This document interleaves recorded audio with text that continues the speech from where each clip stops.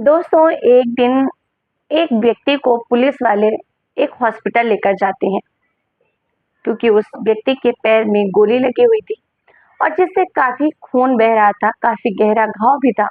और वो व्यक्ति जोर जोर से चिल्ला चिल्ला के रो रहा था और यही गुहार लगा रहा था कि साहब मेरी दवाई करवा दो, मुझे बहुत दर्द हो रहा है।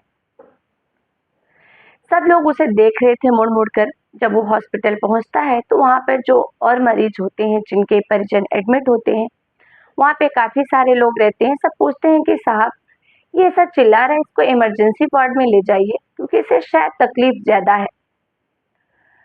पुलिस वाले उससे पूछते हैं कि आखिर हुआ क्या है? आप इसे लेकर आए हैं, इसको चोट लगी है, इसने किया क्या है और इसको गोली कैसे लगी? पुलिस वाले जो उसको कहानी या जो घटना बताते हैं, उसे सुनकर सब लोग यही बोलने लग जाते हैं कि साहब इसको गोली पैर में नहीं बल्कि इसके सीने या कनपटी यानी कि माथे में लगनी चाहिए थी। इसलिए शायद इसकी वजह से कुछ लोगों को सबक मिल पाता कि ऐसा करने से पहले 100 बार सोचते।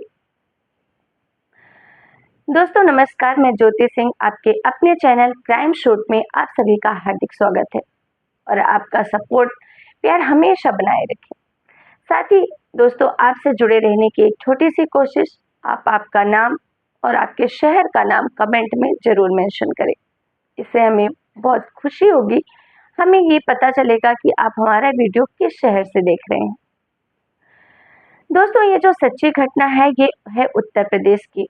उत्तर प्रदेश के जिला प्रयागराज की ये घटना है। प्रयागराज जिले के अंतर्गत एक ग्रामीण एरिया है, वहाँ की एक घटना है। यहाँ पर एक परिवार अपने 5 बच्चों के साथ रहता था और बात है 2 अक्टूबर 2024 की। नवरात्रि के दिन चल रहे थे। एक बच्ची जिसकी उम्र लगभग 7-8 साल के आसपास थी, जो कि कक्षा 2 की छात्रा थी, वो अपने घर में थी। अपने उसकी मम्मी उसे कहती है कि एक इंजेक्शन है, इसे आप मेडिकल वाले भैया को दे आओ, वो फ्रिज में रख देंगे ताकि वो खराब ना हो, क्योंकि उनके घर में फ्रिज की सुविधा नहीं थी। उस बच्ची के पापा काफी ज्यादा बीमार थे और उनको डेली इंजेक्शन लगता था और इंजेक्शन का डोज भी हाफ हाफ करके लगता था, यानी एक इंजेक्शन आधा आज लगता था और आधा कल। और इस वजह से माँ ने बच्ची को बोला कि ठीक है बेटा, ये भैया को दे आओ। बच्ची कहती है ठीक है मम्मी, मैं तो चली जाऊंगी, लेकिन पास में ही दुर्गा मेला भी लगा हुआ है जहाँ माता जी विराजमान है, तो मेरी इच्छा है कि मैं वहां पे घूम के आऊं। मेरी बहुत सारी सहेलियां भी गई हुई हैं, मैं भी देखना चाहती हूँ। मुझे आप सिर्फ 10 रुपए दे दो, मैं वहां से कुछ खा लूंगी। माँ बोलती है ठीक है। माँ उसको निकाल कर 10 रुपए दे देती है। बेटी लेकर चली जाती है। जाकर मेडिकल वाले भैया को दवाई देती है। शिवपुरी चौराहा होता है, वहां पे एक मेडिकल होता है, वहां जाकर वो दवाई दे देती है और दवाई देने के बाद वो वहां से निकल जाती है। लेकिन इसके पास बाद पता नहीं, ना तो वो पांडाल पहुंचती है यानी जहाँ दुर्गा मेला लगा रहता है, ना तो वो वहां पहुंचती है और ना ही अपने घर आती है। काफी वक्त गुजर जाता है, रात बढ़ने को आती है।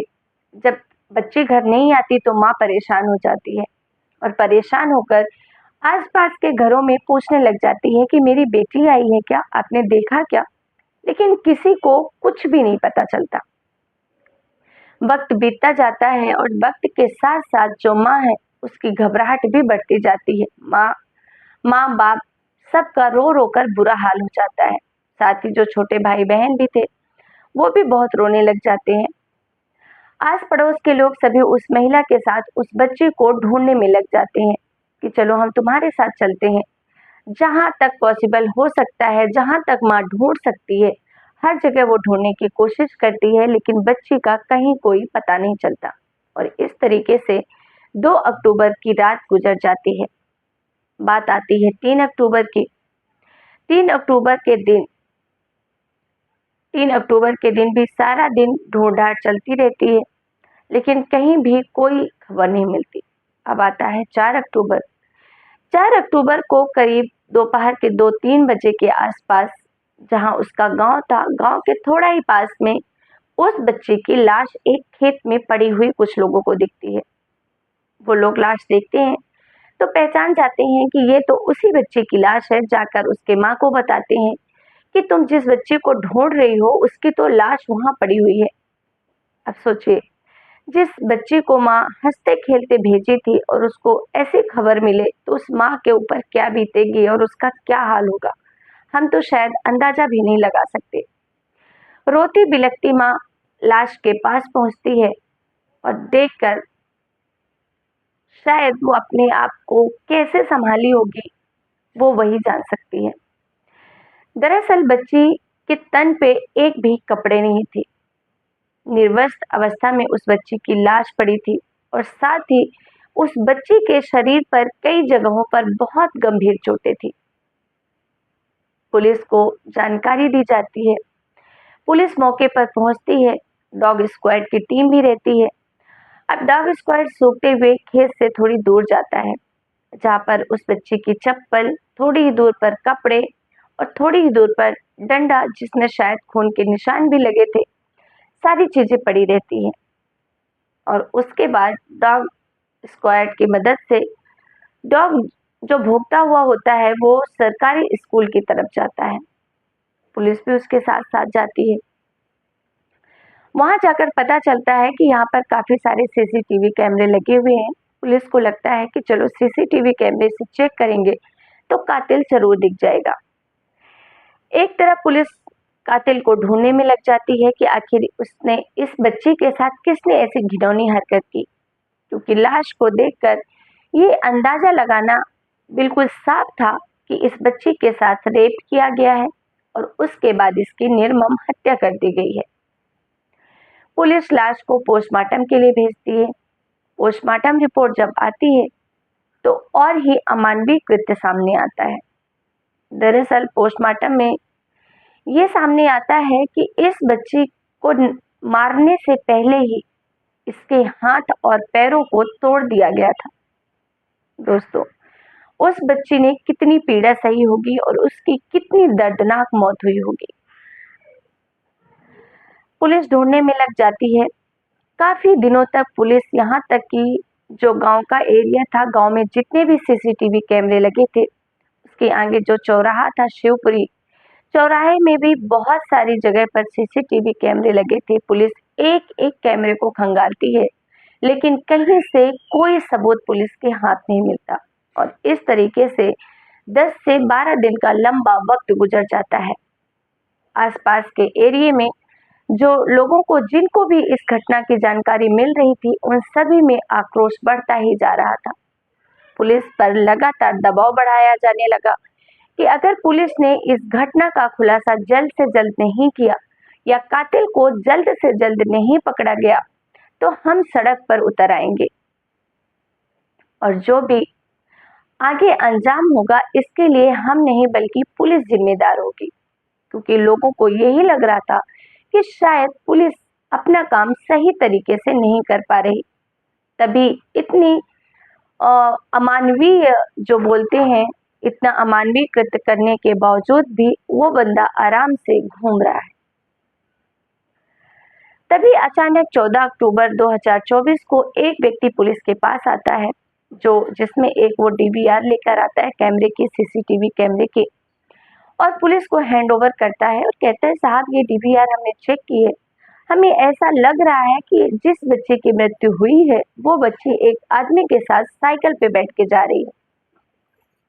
पुलिस तुरंत ही वीडियो देखती है और देखते ही समझ जाती है कि ये वही बच्ची है जिसकी हत्या की गई है।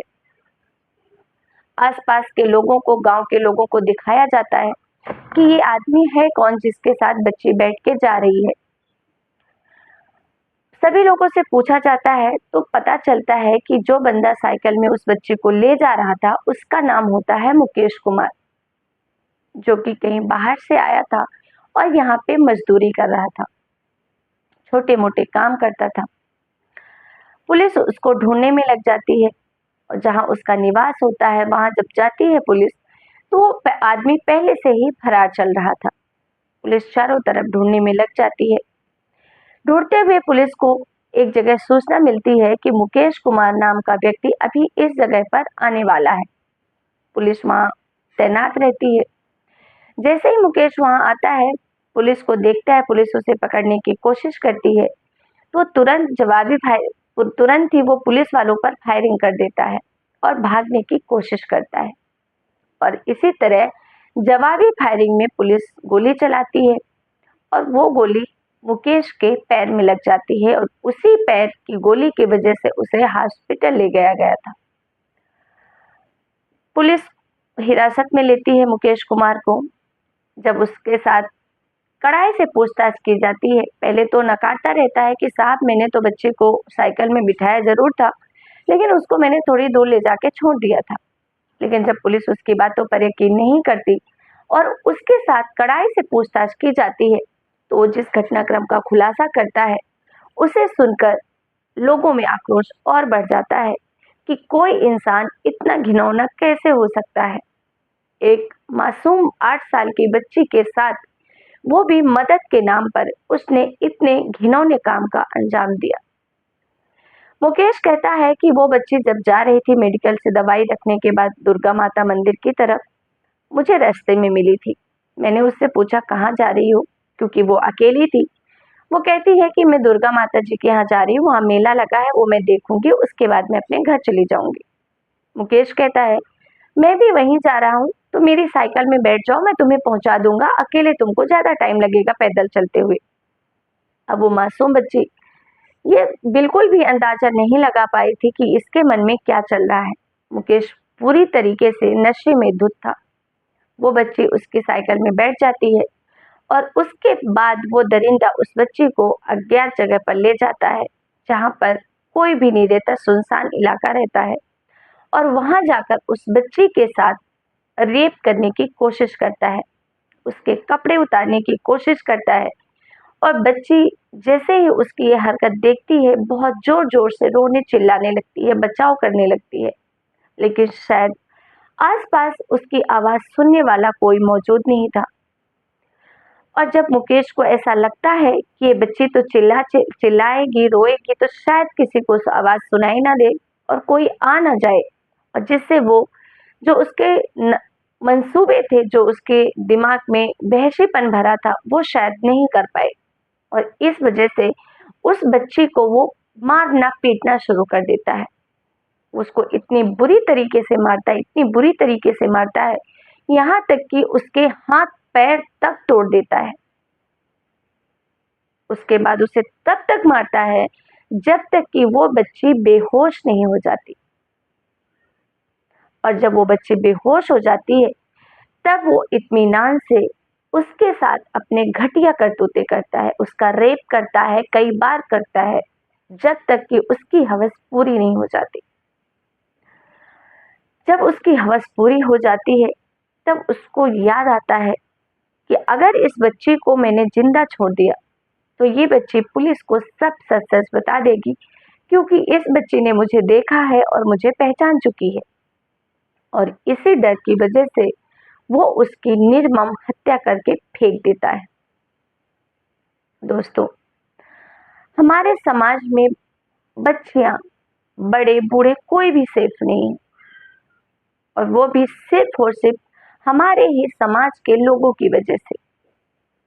ये वहशीपन पता नहीं दिमाग में इतना कहां से आ रहा है।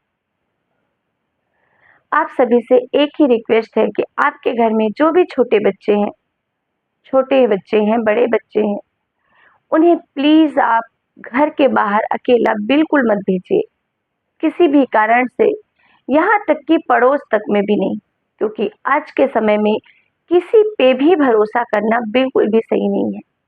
ना जाने किस रूप में कौन सा शैतान है, कोई भी नहीं जान सकता। खैर दोस्तों, इस घटना को सुनाने का उद्देश्य किसी की भी भावनाओं को ठेस पहुंचाना नहीं है, बल्कि इस घटना के माध्यम से आपको सिर्फ सतर्क करना है। आप सुरक्षित रहिए, जितना ज्यादा हो सके ज्यादा से ज्यादा सतर्क रहें।